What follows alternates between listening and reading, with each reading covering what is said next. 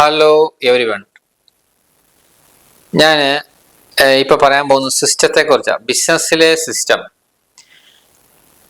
ഈ സിസ്റ്റം ഉള്ള ബിസിനസ് വളരെ കുറവാണ്. ഇപ്പം കൂടുതലും ബിസിനസ്സുകൾ ഒരു സെൽഫ് എംപ്ലോയ്മെന്റ് പോലെയാ പോകുന്നത്. സിസ്റ്റം ഉള്ള ബിസിനസ്സിൽ മാത്രമേ ഉള്ളൂ ഇൻവെസ്റ്റേഴ്സ് ഇൻവെസ്റ്റ് ചെയ്യാൻ വരുള്ളൂ. ഞാൻ ഉദാഹരണം പറഞ്ഞാൽ നിങ്ങൾക്ക് പെട്ടെന്ന് മനസ്സിലാവും. നമ്മൾ SBIയിൽ ഒരു ഫിക്സഡ് ഡിപ്പോസിറ്റ് ഇടുക. 4-ാം തീയതി എന്ന് പറഞ്ഞ ഡേറ്റ് ഉണ്ടെങ്കിൽ നമുക്ക് ഇൻട്രസ്റ്റ് വന്നിരിക്കും.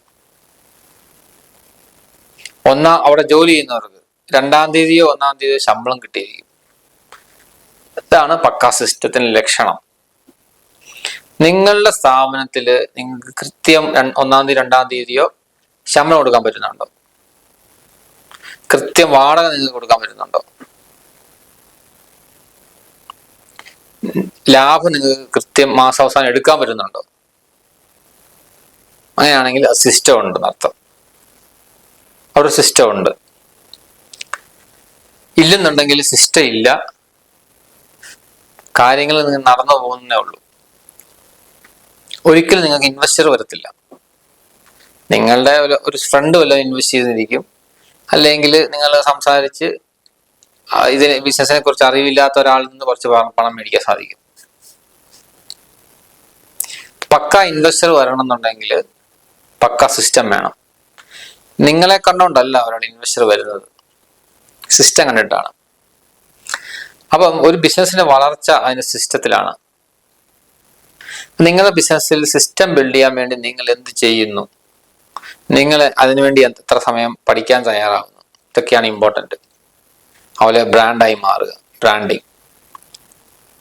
അതിനുവേണ്ടി നിങ്ങൾ എന്ത് പ്ലാൻ ചെയ്യുന്നു, എത്ര രൂപ ഇൻവെസ്റ്റ് ചെയ്യുന്നു, എന്തൊക്കെ നിങ്ങൾ വർക്കൗട്ട് ചെയ്യുന്നു, ഇതെല്ലാം ഇമ്പോർട്ടൻ്റ് ആണ്. അപ്പോൾ നിങ്ങളുടെ ബിസിനസ് ഒരു സാധാരണ രീതിയിൽ പൊയ്ക്കൊണ്ടിരിക്കുകയാണെന്നുണ്ടെങ്കിൽ അത് സിസ്റ്റമൈസ് ചെയ്യുക എന്നുള്ള കാര്യത്തിൽ ശ്രദ്ധിക്കുക. അങ്ങനെ അത് സ്ട്രോങ് സിസ്റ്റം ഫോം ചെയ്ത് കഴിഞ്ഞാൽ ഇൻവെസ്റ്റർ താനെ വരും. പഴുത്ത ചക്കയുടെ അടുത്ത് ഈച്ച വരുന്ന പോലെ. പരസ്യമൊന്നും ചെയ്യേണ്ട ആവശ്യമില്ല, അത് ഫ്രൂട്ടാണ്, അവിടെ വന്നിരിക്കും എന്ന് പറഞ്ഞ പോലെ നിങ്ങൾക്ക് ആ കഴിവ് നിങ്ങൾ നേടുക എന്നുള്ളതാണ് ഞാൻ ഈ വീഡിയോയിലൂടെ ഉദ്ദേശിക്കുന്നത്. സിസ്റ്റമാറ്റിക് ആക്കുക നിങ്ങളുടെ ബിസിനസ്, പണം വന്നോളും, കാര്യങ്ങൾ സ്മൂത്തായിട്ട് പോകും. അപ്പൊ അതിനുവേണ്ടി നിങ്ങൾ പഠിക്കാൻ തയ്യാറാണ്, കാര്യങ്ങൾ മനസ്സിലാക്കാൻ തയ്യാറാണ്, പഠിച്ച കാര്യങ്ങൾ ഇംപ്ലിമെന്റ് ചെയ്യാൻ തയ്യാറാണ്. നിങ്ങൾ ശക്തനായ വ്യക്തിയായി മാറും. ശക്തമായ ഒരു ബിസിനസിന്റെ തലപ്പത്ത് നിങ്ങൾ ഇരിക്കും.